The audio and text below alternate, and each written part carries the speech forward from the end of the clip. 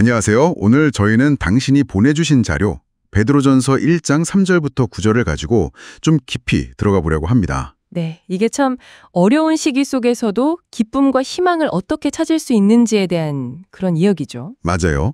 그래서 저희 목표는 이 구절들이 어째서 또 어떻게 실현 중에도 기뻐하라고 하는지 그 근거가 뭔지 그리고 이게 오늘날 당신에게 어떤 의미가 있을지 그걸 좀 파헤쳐 보는 거죠. 네, 바로 시작해 볼까요? 좋습니다. 이 본문이 참송으로 시작한다는 게 좀 인상 깊었어요. 당신 자료에도 나와 있지만 이게 네로 황제 박해 때 그러니까 엄청난 고난 속에서 쓰였는데도요. 그렇죠. 그 이유를 3절에서 바로 밝히잖아요. 예수 그리스도의 부활, 그걸 통해 우리에게 살아있는 소망을 주셨기 때문이라고요. 아, 그 살아있는 소망. 네, 이게 핵심이에요. 4절에 나오는 썩거나 더러워지거나 쇠하지 않는 유업, 한혈에 간직된 것과 연결되고요. 그렇군요. 그리고 당신 자료에서도 강조하는 게 5절의 보호하심인데요. 네, 저도 그 부분이 흥미로웠어요.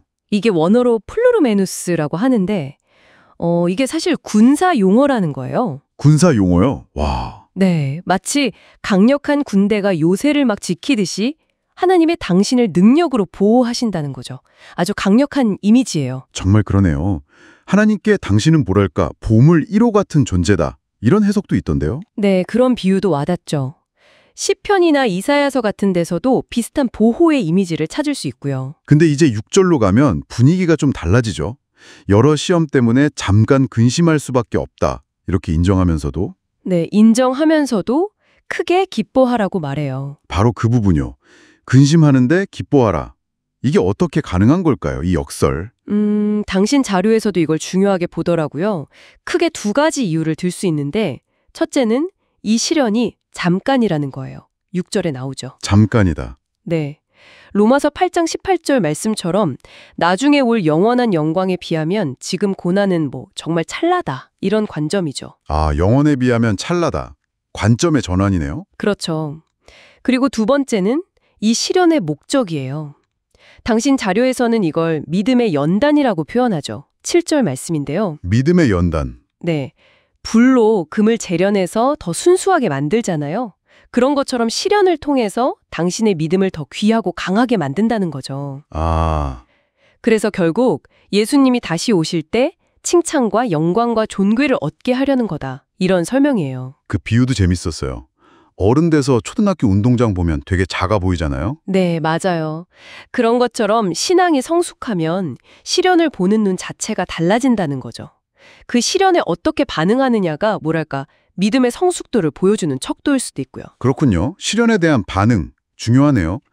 자, 이어서 8절을 보면 이것도 참 대단한데요.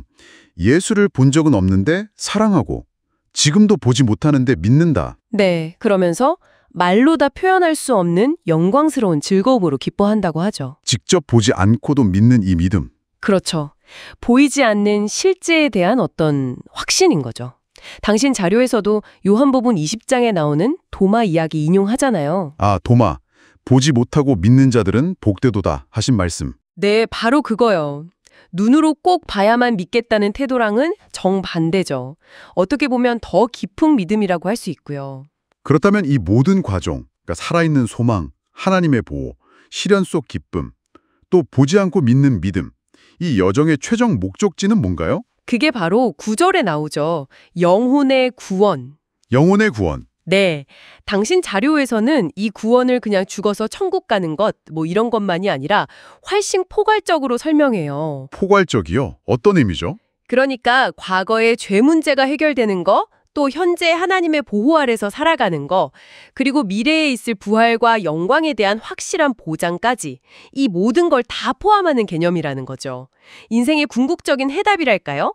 와, 과거, 현재, 미래를 다 아우르는 구원이군요. 네. 그럼 오늘 이야기를 좀 정리해보면 베드로전서 이 부분은 시련 속에서도 기뻐할 수 있는 근거로 여러 가지를 제시하는 거네요. 살아있는 소망, 하나님의 강력한 보호, 시련을 통한 믿음의 연단, 그리고 최종 목적인 영혼의 구원까지. 맞습니다. 그리고 이 모든 것의 뿌리에는 예수 그리스도의 부활이 있고요. 네. 핵심은 현재 겪는 어려운 그 자체보다는 그걸 통과했을 때 얻게 될 긍정적인 결과, 그 영원한 가치에 초점을 맞추게 한다는 점인 것 같아요. 결국 결말을 바라보게 하는 거군요. 그렇죠. 당신 자료에서도 그 점을 강조하더라고요. 그 끝을 아는 것이 현재를 이겨낼 힘을 준다는 거죠. 오늘 분석은 여기까지 나누면 좋을 것 같습니다. 마지막으로 당신에게 이런 질문을 좀 던져보고 싶네요. 네. 만약 당신이 지금 겪고 있는 그 어려움 대신에 오늘 우리가 이야기 나눈 이 확실하고 긍정적인 결말에 의식적으로 한번 초점을 맞춰본다면 당신의 현재를 바라보는 관점이나 마음에 어떤 변화가 생길 수 있을까요? 다음 시간에 더 흥미로운 이야기로 찾아뵙겠습니다.